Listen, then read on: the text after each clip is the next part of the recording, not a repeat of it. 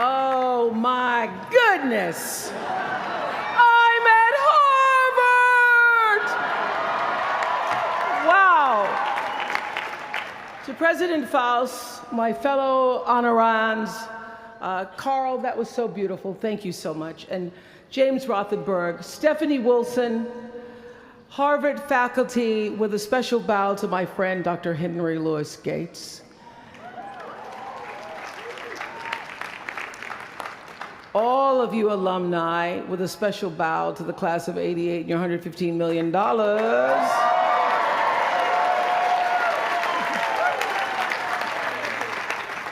And to you, members of the Harvard class of 2013, hello. I thank you for allowing me to be a part of the conclusion of this chapter of your lives and the commencement of your next chapter. To say that I'm honored doesn't even begin to quantify the depth of gratitude that really accompanies an honorary doctorate from Harvard.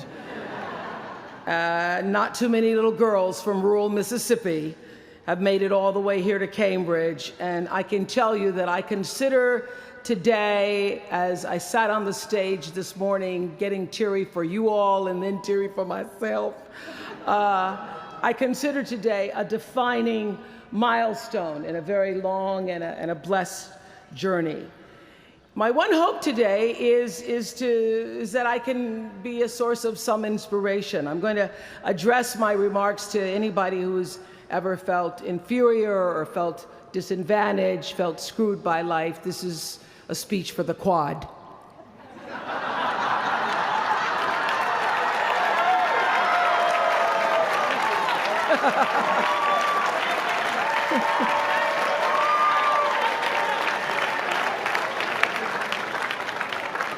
Actually, I was so honored. I wanted to do something really special for you. I wanted to be able to have you look under your seats and there would be free master and doctorate degrees, but I see you got that covered already. I will be honest with you, I felt a lot of pressure over the past few weeks to come up with something that I could share with you that you hadn't heard before, because after all, y'all went to Harvard, I did not. But then I realized that you don't have to necessarily go to Harvard to have a driven, obsessive, type A personality, but it helps. And while I may not have graduated from here, I admit that my personality is about as Harvard as they come. You know, my television career began unexpectedly. As you heard this morning, I was in the Miss Fire Prevention contest. That was when I was 16 years old in Nashville, Tennessee, and you had the requirement of having to have red hair in order to win, up until the year that I entered. So they were doing the question and answer period, because I knew I wasn't going to win in the swimsuit competition. So during the question and answer period, the question came, "Why, young lady, what would you like to be when you grow up?" And by the time they got to me, all the good answers were gone. So I had seen Barbara Walters on the Today Show that morning, so I answered, "I would like to be a journalist. I would like to tell other people's stories in a way that makes a difference in their lives and the world." And as those words were coming out of my mouth, I went, "Whoa, this is pretty good. I would like to be a journalist. I want to make a difference." Well, I was on television by the time I was 19 years old. And in 1986, I launched my own television show with a relentless determination to succeed. At first, I was nervous about the competition, and then I became my own competition, raising the bar every year, pushing myself as hard as I knew. Sound familiar to anybody here? Eventually, we did make it to the top, and we stayed there for 25 years. The Oprah Winfrey Show was #1 in our time slot for 21 years, and I have to tell you, I became pretty comfortable with that level of success. But a few years ago, I decided, as you will at some point, that it was time to recalculate, find new territory, break new ground. So I ended the show and launched OWN, the Oprah Winfrey Network. The initials just worked out for me. So 1 year later, after launching OWN, nearly every media outlet had proclaimed that my new venture was a flop. Not just a flop, but a big, bold flop, they call it. I can still remember the day I opened up USA Today and read the headline, "Oprah not quite standing on her own." I mean, really, USA Today, now that's the nice newspaper. It really was, this time last year, the worst period in my professional life. I was stressed and I was frustrated, and quite frankly, I was embarrassed. It was right around that time that President Faust called and asked me to speak here. And I thought, you want me to speak to Harvard graduates? What could I possibly say to Harvard graduates, some of the most successful graduates in the world, in the very moment when I had stopped succeeding? So I got off the phone with President Faust and I went to the shower. It was either that or a bag of Oreos. So I chose the shower. And I was in the shower a long time, and as I was in the shower, the words of an old hymn came to me. You may not know it. It's by and by, when the morning comes. And I started thinking about when the morning might come, because at the time I thought I was stuck in a hole. And the words came to me, trouble don't last always, from that hymn. This too shall pass. And I thought, as I got out of the shower, I am going to turn this thing around, and I will be better for it. And when I do, I'm going to go to Harvard, and I'm going to speak the truth of it.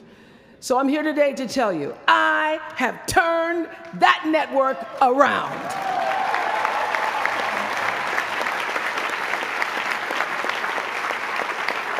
So, and when you're down in the hole, when that moment comes, it's really okay to feel bad for a little while. Give yourself time to mourn what you think you may have lost. But then, here's the key. Learn from every mistake, because every experience, encounter, and particularly your mistakes, are there to teach you and force you into being more of who you are. And then figure out what is the next right move. And the key to life is to develop an internal, moral, emotional GPS that can tell you which way to go. Because now and forevermore, when you Google yourself, your search results will read, Harvard 2013. And in a very competitive world, that really is a calling card, because I can tell you, as one who employs a lot of people, when I see Harvard, I sit up a little straighter and say, where is he or she? Bring them in. It's an impressive calling card that can lead to even more impressive bullets in the years ahead. Lawyer, senator, CEO, scientists, physicists, winners of Nobel and Pulitzer Prizes, or late-night talk show host. But the challenge of life, I have found, is to build a resume that doesn't simply tell a story about what you want to be, but it's a story about who you want to be. It's a resume that doesn't just tell a story about what you want to accomplish, but why. A story that's not just a collection of titles and positions, but a story that's really about your purpose. Because when you inevitably stumble and find yourself stuck in a hole, that is the story that will get you out. What is your true calling? What is your dharma? What is your purpose? For me, that discovery came in 1994 when I interviewed a little girl who had decided to collect pocket change in order to help other people in need. She raised $1,000 all by herself, and I thought, well, if that little 9-year-old girl with a bucket and a big heart could do that, I wonder what I could do. So I asked for our viewers to take up their own change collection. And in 1 month, just from pennies and nickels and dimes, we raised more than $3 million that we used to send one student from every state in the United States to college. That was the beginning of the Angel Network. And so what I did was I simply asked our viewers, do what you can wherever you are, from wherever you sit in life. Give me your time or your talent, your money if you have it, and they did. Extend yourself in kindness to other human beings wherever you can. And together we built 55 schools in 12 different countries and restored nearly 300 homes that were devastated by Hurricanes Rita and Katrina. So the Angel Network, I've been on the air for a long time, but it was the Angel Network that actually focused my internal GPS. It helped me to decide that I wasn't just gonna be on TV every day, but that the goal of my shows, my interviews, my business, my philanthropy, all of it, whatever ventures I might pursue, would be to make clear that what unites us is ultimately far more redeeming and compelling than anything that separates me. Because what had become clear to me, and I want you to know, it isn't always clear in the beginning, because as I said, I'd been on television since I was 19 years old. But around 94, I got really clear. So don't expect the clarity to come all at once, to know your purpose right away. But what became clear to me was that I was here on earth to use television and not be used by it, to use television to illuminate the transcendent power of our better angels. So this Angel Network, it didn't just change the lives of those who were helped, but the lives of those who also did the helping. It reminded us that no matter who we are, or what we look like, or what we may believe, it is both possible and, more importantly, it becomes powerful to come together in common purpose and common effort. I saw something on the Bill Maher show recently that so reminded me of this point. It was an interview with David and Francine Wheeler. They lost their 7-year-old son, Ben, in the Sandy Hook tragedy. And even though gun safety legislation to strengthen background checks had just been voted down in Congress at the time that they were doing this interview, they talked about how they refused to be discouraged. Francine said this, she said, "Our hearts are broken, but our spirits are not. I'm gonna tell them what it's like to find a conversation about change that is love, and I'm gonna do that without fighting them." And then her husband David added this, "You simply cannot demonize or vilify someone who doesn't agree with you, because the minute you do that, your discussion is over, and we cannot do that any longer. The problem is too enormous. There has to be some way that this darkness can be banished with light." In our political system and in the media, we often see the reflection of a country that is polarized, that is paralyzed, and is self-interested. And yet, I know you know the truth. We all know that we are better than the cynicism and the pessimism that is regurgitated throughout Washington and the 24-hour cable news cycle. Not my channel, by the way. We understand that the vast majority of people in this country believe in stronger background checks because they realize that we can uphold the Second Amendment and also reduce the violence that is robbing us of our children. They don't have to be incompatible.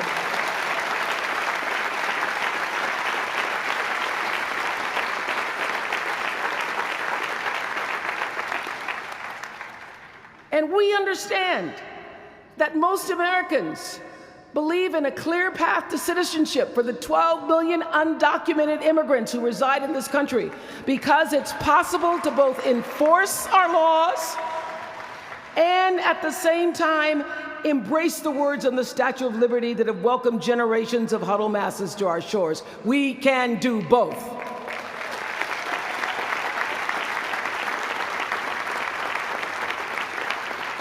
And we understand, I know you do because you went to Harvard, that people from both parties and no party believe that indigent mothers and families should have access to healthy food and a roof over their heads and a strong public education. Because here in the richest nation on earth, we can afford a basic level of security and opportunity. So the question is, what are we going to do about it? Really, what are you going to do about it? Maybe you agree with these beliefs, maybe you don't. Maybe you care about these issues, or maybe there are other challenges that you, class of 2013, are passionate about. Maybe you want to make a difference by serving in government. Maybe you want to launch your own television show. Or maybe you simply want to collect some change. Your parents would appreciate that about now. The point is, your generation is charged with this task of breaking through what the body politic has thus far made impervious to change. Each of you has been blessed with this enormous opportunity of attending this prestigious school. You now have a chance to better your life, the lives of your neighbors, and also the life of our country. When you do that, let me tell you what I know for sure. That's when your story gets really good. Maya Angelou always says, when you learn, teach. When you get, give. That, my friends, is what gives your story purpose and meaning. So you all have the power in your own way to develop your own angel network. And in doing so, your class will be armed with more tools of influence and empowerment than any other generation in history. I did it in an analog world. I was blessed with a platform that at its height reached nearly 20 million viewers a day. Now here in a world of Twitter and Facebook and YouTube and Tumblr, you can reach billions in just seconds. You're the generation that rejected predictions about your detachment and your disengagement by showing up to vote in record numbers in 2008. And when the pundits said, they talked about you, they said you'd be too disappointed, you'd be too dejected to repeat that same kind of turnout in the 2012 election, and you proved them wrong by showing up in even greater numbers. That's who you are. This generation, your generation, I know, has developed a finely honed radar for BS. Can you say BS at Harvard? The spin and phoniness and artificial nastiness that saturates so much of our national debate. I know you all understand better than most that real progress requires an authentic way of being, honesty, and above all, empathy. I have to say that the single most important lesson I learned in 25 years talking every single day to people was that there's a common denominator in our human experience. Most of us, I tell you, we don't want to be divided. What we want, the common denominator that I found in every single interview, is we want to be validated. We want to be understood. I've done over 35,000 interviews in my career. And as soon as that camera shuts off, everyone always turns to me and inevitably in their own way asks this question: was that okay? I heard it from President Bush. I heard it from President Obama. I've heard it from heroes and from housewives. I've heard it from victims and perpetrators of crimes. I even heard it from Beyonce and all of her Beyonce-ness. She finishes performing, hands me the microphone and says, "Was that okay?" Friends and family, yours, enemies, strangers, in every argument, in every encounter, every exchange, I will tell you, they all want to know one thing. Was that okay? Did you hear me? Do you see me? Did what I say mean anything to you? And even though this is the college where Facebook was born, my hope is that you will try to go out and have more face-to-face conversations with people you may disagree with.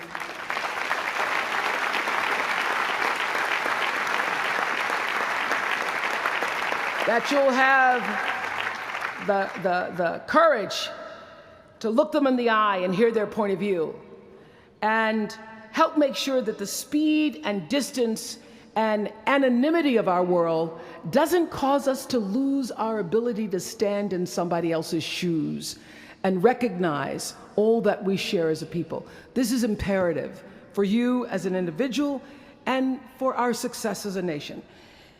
There has to be some way that this darkness can be banished with light. Says the man whose little boy was massacred on just an ordinary Friday in December. So whether you call it soul or spirit or higher self, intelligence, there is, I know this, there's a light inside each of you, all of us, that illuminates your very human beingness if you let it. And as a young girl from rural Mississippi, I learned long ago that being myself was much easier than pretending to be Barbara Walters. Although when I first started, because I had Barbara in my head, I would try to sit like Barbara, talk like Barbara, move like Barbara. And then one night I was on the news, reading the news, and I called Canada, Canada. And that was the end of me being Barbara. I cracked myself up on TV, couldn't stop laughing, and my real personality came through. And I figured out, oh gee, I can be a much better Oprah than I could be a pretend Barbara. I know that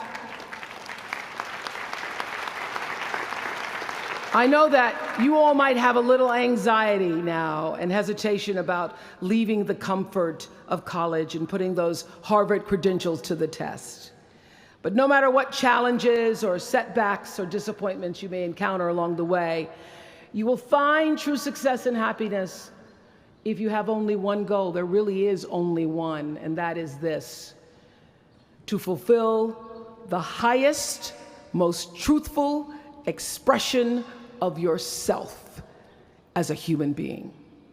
You want to max out your humanity by using your energy to lift yourself up, your family, and the people around you. Theologian Howard Thurman said it best. He said, "Don't ask yourself what the world needs. Ask yourself what makes you come alive, and then go do that. Because what the world needs is people who have come alive." The world needs people like Michael Stolzenberg from Fort Lauderdale. When Michael was just 8 years old, Michael nearly died from a bacterial infection that cost him both of his hands and both of his feet. And in an instant, this vibrant little boy became a quadruple amputee, and his life was changed forever. But in losing who he once was, Michael discovered who he wanted to be. He refused to sit in that wheelchair all day and feel sorry for himself. So with prosthetics, he learned to walk and run and play again. He joined his middle school lacrosse team. And last month, when he learned that so many victims of the Boston Marathon bombing would become new amputees, Michael decided to banish that darkness with light. Michael and his brother Harris created MikeysRun.com to raise $1 million for other amputees by the time Harris runs the 2014 Boston Marathon. More than 1,000 miles away from here, these two young brothers are bringing people together to support this Boston community the way their community came together to support Michael. And when this 13-year-old man was asked about his fellow amputees, he said this: "First, they will be sad. They're losing something they will never get back. And that's scary. I was scared. But they'll be okay. They just don't know that yet. We might not always know it. We might not always see it or hear it on the news or even feel it in our daily lives. But I have faith that no matter what, class of 2013, you will be okay. And you will make sure our country is okay. I have faith because of that 9-year-old girl who went out and collected the change. I have faith because of David and Francine Wheeler. I have faith because of Michael and Harris Stolzenberg. And I have faith because of you, the network of angels sitting here today. One of them, Khadijah Williams, who came to Harvard 4 years ago. Khadijah had attended 12 schools in 12 years, living out of garbage bags amongst pimps and prostitutes and drug dealers, homeless, going into department stores, Walmart in the morning to bathe herself so that she wouldn't smell in front of her classmates. And today she graduates as a member of the Harvard class of 2013.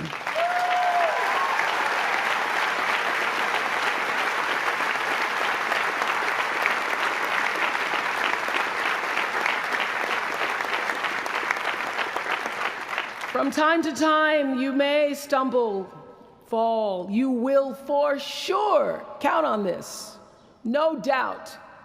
You will have questions and you will have doubts about your path. But I know this, if you're willing to listen, to be guided by that still small voice that is the GPS within yourself, to find out what makes you come alive, you will be more than okay. You will be happy, you will be successful, and you will make a difference in the world. Congratulations, class of 2013. Congratulations to your family and friends. Good luck, and thank you for listening.